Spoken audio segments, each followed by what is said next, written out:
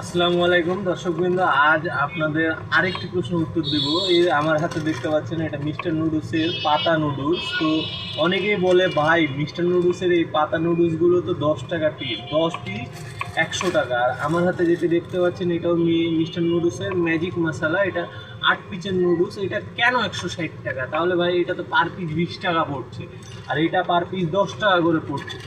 আসলে ভাই আপনাদেরকে যেটা বলি, আপনারা হিসাব পুরোপুরি জানেন না। এটাতে 496 গ্রাম আছে, এটার দাম 160 টাকা, কিন্তু এটাতে আছে 496 গ্রাম। আর এটাতে আছে হলো 30 গ্রাম করে। যদি আমি 10টার দাম ধরি তাহলে 30 গ্রাম করে, 10 পিসে 300 গ্রাম। 300 গ্রামের দাম 100 টাকা, আর 160 টাকায় 496 গ্রাম।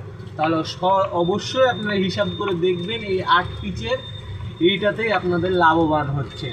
তো আসলেই মানে কোম্পানি আপনাদেরকে অতটাই বোকা পেয়ে যায়নি যে বোকা বানিয়ে দিবে, তাই অবশ্যই মানে বড় প্যাকেই লাভ বেশি।